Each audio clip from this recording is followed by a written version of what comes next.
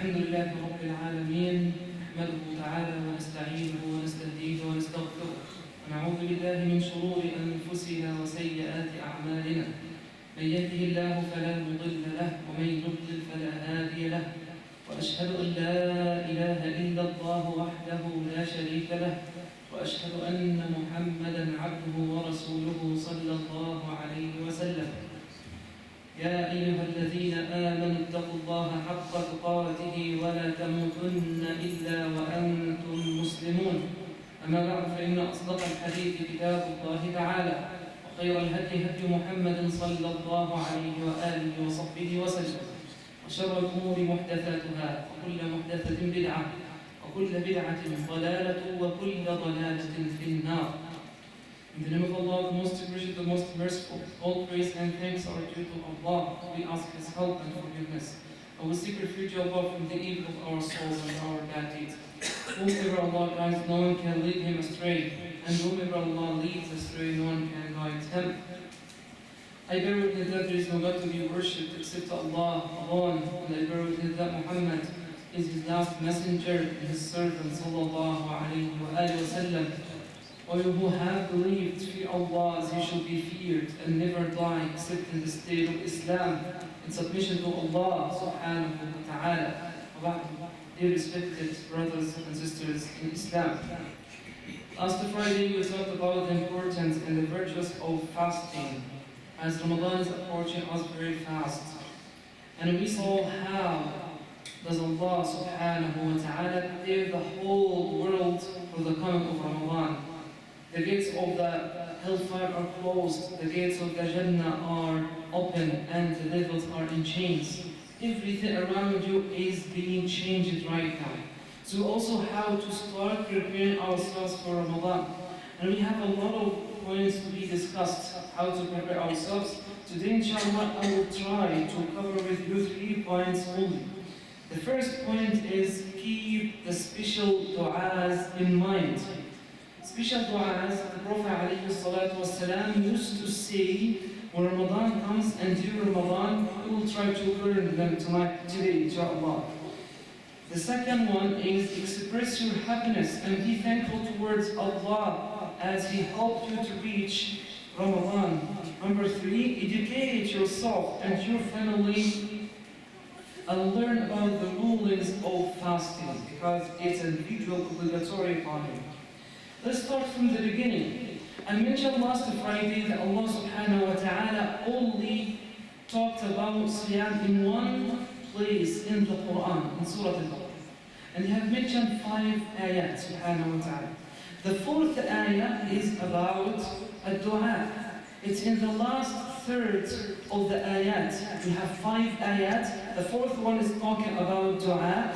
Between the ayat of fasting in the last third, as if Allah subhanahu wa ta'ala giving us an example, or He's saying to you, please my servants, pay your attention here in the last third of the day of Ramadan, your dua is accepted. That's why He said sallallahu alayhi wa sallam, لِلصَّائِمِ عِنْدَ فِطْرِهِ دَعْوَةٌ لَا تُرَدْ. A fasting person, he has a dua, has a supplication which will never be refused by Allah upon breaking his fast. What are the du'as he used to say, sallallahu? There is a dua to welcome Ramadan. When he sees the crescent, sallallahu alayhi wa sallam, upon the moon sighting, and I'm not talking now about the controversial issue, about the different opinions in the moon sighting issue, which is a big issue. If you want to fill an opinion, just to follow it and don't give others a hard time. That's what I want to say in this issue. Forget about that. I'm just talking about something we all agree upon. We all agree upon. What did he used to do? What did he used to say, sallallahu alayhi wa sallam, upon moon sighting when he sees the crescent? He used to say, كما روى الإمام الترمذي اللهم أهله علينا بالأمن والإيمان والسلامة والإسلام والتوفيق لما تحب ربنا وترضى ربنا وربك الله صلى الله عليه وسلم. This is the special dua he used to say, and you should learn it. He used to say Allahu Akbar. The first thing when Ramadan comes, he is happy, alayhi salatu wasalam. expressing his thankful towards Allah that he has reached Ramadan. And he said, Allahu Akbar. When you see something good, you say, Allahu Akbar. Then he says, Oh Allah, let the crescent loom above us in peace and faith, safety and Islam, and agreement with all that you love, subhanahu wa ta'ala. Our ummah is the nation of peace, the nation of safety. You ask Allah that every Islamic month comes to the humanity with full peace, safety, and Islam and Iman. And you ask Allah to help you not to commit any sins. Like if you're saying, oh Allah, I'm very weak, I'm a human being, I commit sins, so help me. وَالتَّوْفِيقِ لِمَا تُحِبُّ رَبَّنَا وَتَرْضَى. Let the month come to us with whatever agrees with your wills, whatever pleases you, oh Allah. And then he talks to the crescent itself, sallallahu alaihi wasallam, and says, رَبُّنَا وَرَبُّكَ اللَّهُ. Our master and your master is Allah. He's expressing his monotheism, his tawheed, alayhi salatu wasalam, by the beginning of every month, especially Ramadan. Still, Ramadan is the month of dua. What we're supposed to say while breaking our fast. Some people memorize one dua, some others memorize two. We have here 3 du'as he used to say, alayhi salatu wasalam, while breaking his fast. The first one, Allahumma inni as'aluka bi rahmatika allati wasi'at kulla shay'in an taghfir li. The first dua he says, alayhi salatu wasalam, reported by Ibn Majah. When you break your fast, you ask Allah to forgive your sins. You say, oh Allah, I ask you with your mercy that bestows everything to forgive my previous sins. The first thing, I have fasted the whole day, it was too long, it was too hot, so oh Allah, forgive my sins. The first one. Allahumma inni as'aluka bi rahmatika allati wasi'at kulla shay' an taghfir li. Number 2, he used to say, ذهب الظمأ وابتلت العروق وثبت الأجر إن شاء الله. The thirst has gone. The veins are wet. And the reward is confirmed if Allah wills, subhanahu wa ta'ala. So in this dua, he has 2 components. The first one, he is thanking Allah subhanahu wa ta'ala for his reward. The first has gone, the veins became wet. And he's asking Allah to confirm his reward. Because no one accepts your good deeds, no one refuses your bad deeds, except Allah subhanahu wa ta'ala. No one in this world has the right to say, this kind of worship you're doing is incorrect and it's not accepted by Allah. Forget about these people. But we have the right to say, academically, according to my opinion, according to what I've learned it during my life, this kind of worship doesn't match with what I know. But do not say it doesn't match with the teachings of Muhammad alayhi salatu wasalam. It may match another opinion which you never heard about. So, وَثَبَتَ الْأَجْرُ إِنْ شَاءَ اللَّهِ, and Allah confirm my reward if you will, subhanahu wa ta'ala. The third thing you say, oh Allah, I fasted for you, in you do I believe, and with your provision do I break my fast. Allahumma laka sumtu wa bika amant wa ala rizqika aftat. This provision, this water, this food that I have right now is just one of the bounties of Allah. It's not because of my ability, not because of my qualifications, no, it's just because of the bounties of Allah subhanahu wa ta'ala. Okay, then still, Ramadan is the month of dua.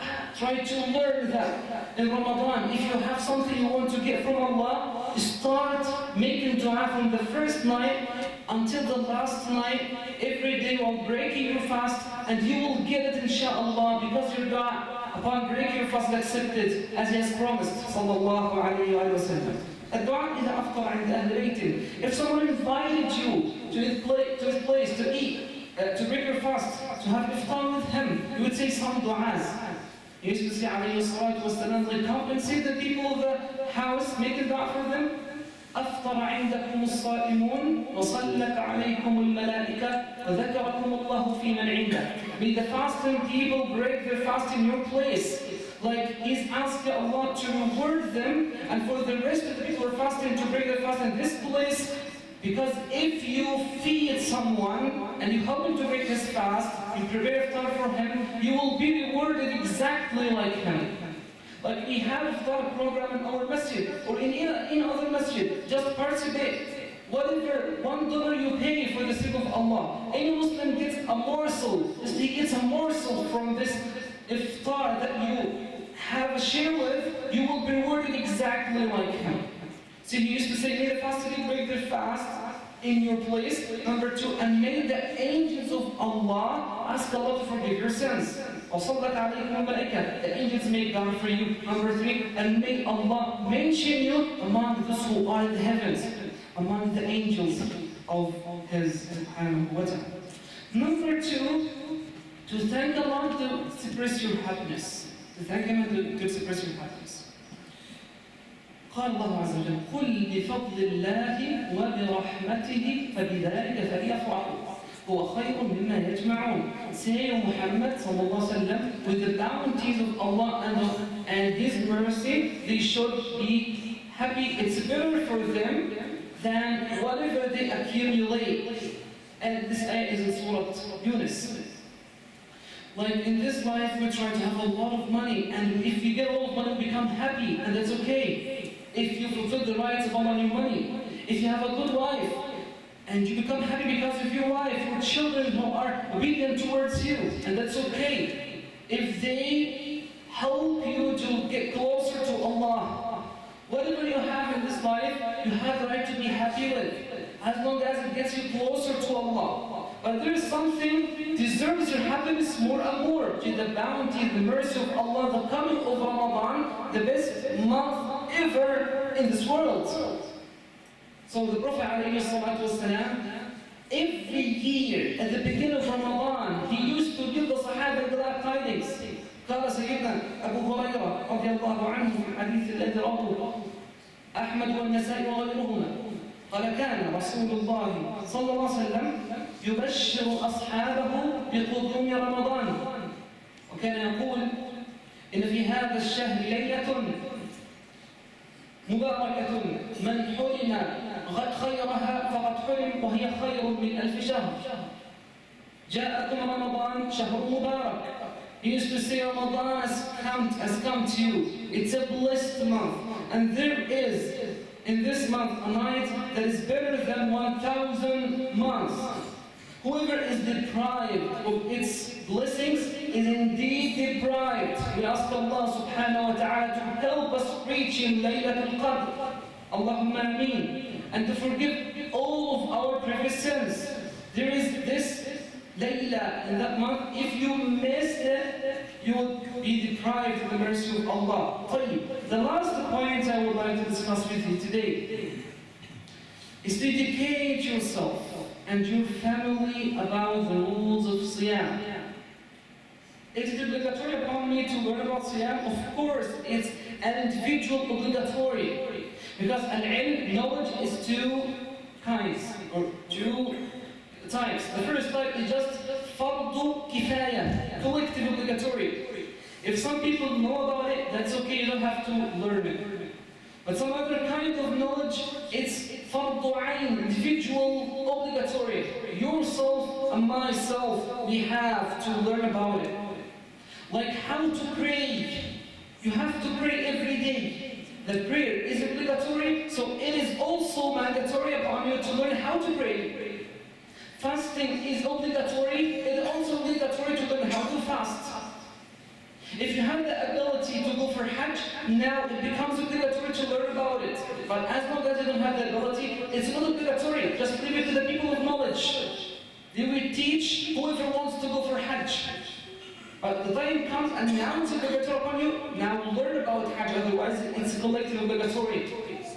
So here I'm talking about the rules of Siyam. What are the pillars of Siyam? Who must fast? What are things that void your Siyam? What are the actions that are allowed during Siyam? What are the actions that are disliked during Siyam? You have to learn. You must learn.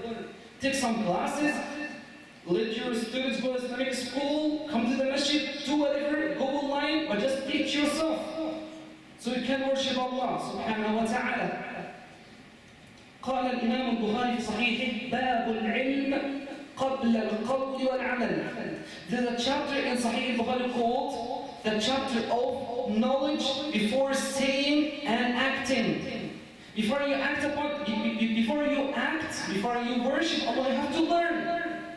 This religion is the religion of knowledge. And then he reported the verse in Surah Muhammad, فَاعْلَمْ أَنَّهُ لَا إِلَهَ إِلَّا اللَّهُ وَاسْتَغْفِرْ لِذَنْبِكَ.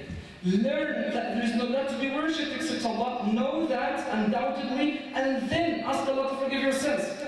So he mentioned knowledge first and then the worship. So here you also have to, subhanallah, I was given the high school Muslim students yesterday at class. And I asked it a crazy question. Who must fast?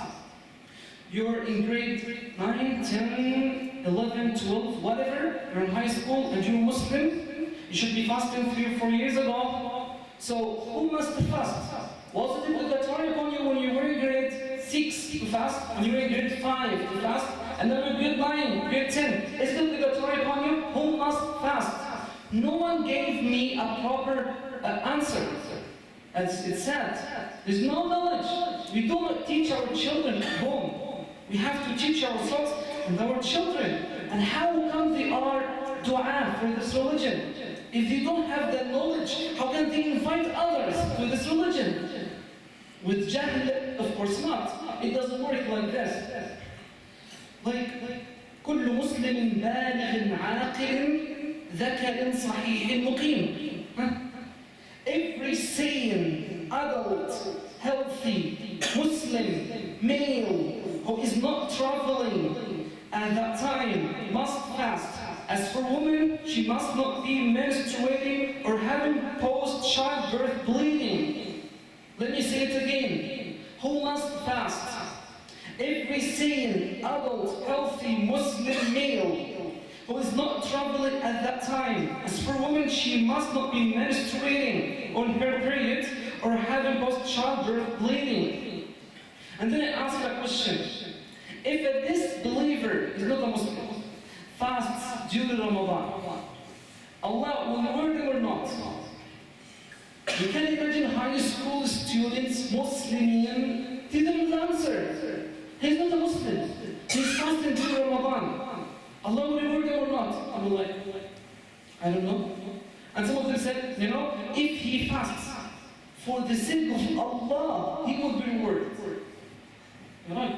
Yani, subhanallah, if he fasts for the sake of God, he will be rewarded too. What do you think? He is fasting for Allah, Allah or the Muslimin, our God. But he is not a Muslim. He will be rewarded or not. They don't know. You can imagine, to the extent we don't have knowledge. We live in an Islamic country, they have an excuse, but at the same time we have to start to teach ourselves and our children. So I said to them, I won't give the answer. Next class, you have to ask your parents. Maybe your parents even don't know. To be a disaster then. Anyways, the fast of the insane is not obligatory. قال صلى الله عليه وسلم في الحديث الذي رواه أحمد والترمذي وأبو داود عن علي بن أبي طالب رفع القلم عن 3: عن النائم حتى يستيقظ وعن الصبي حتى يبلغ وعن المجنون حتى يفيق. The pen is raised for 3 groups of people. The pen that writes your good and bad deeds by the order of Allah is raised. It means you're not responsible for your actions, whether it is like good or bad deeds. If you're one of these 3 people, the first one, the insane until they become sane. Allah subhanahu wa ta'ala gave you taklif, He asked you for your actions. If you have mind, if you're sane, if you're insane, it's not obligatory upon you to fast.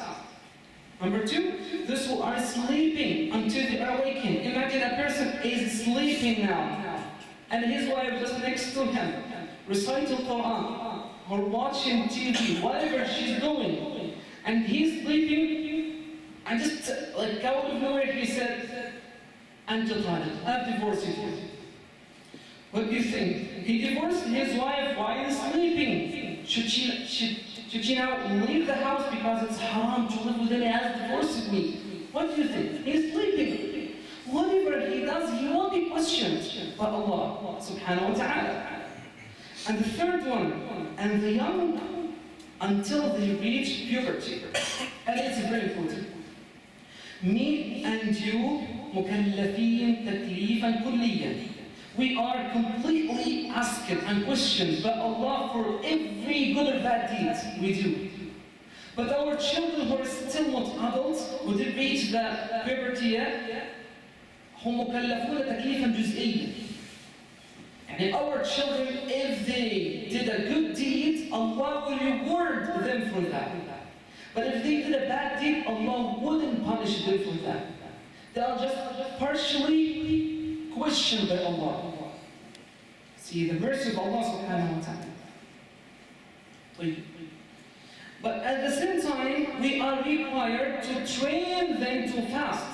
That's what the Sahaba of Rasulullah used to do. Inshallah, I will mention that after جلسة الاستراحة.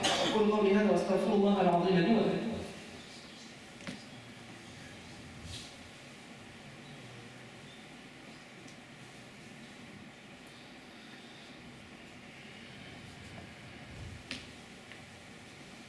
الحمد لله حمدا وشكرا أشهد أن لا إله إلا الله وأشهد أن محمدا عبده ورسوله صلى الله عليه وآله وصحبه وسلم.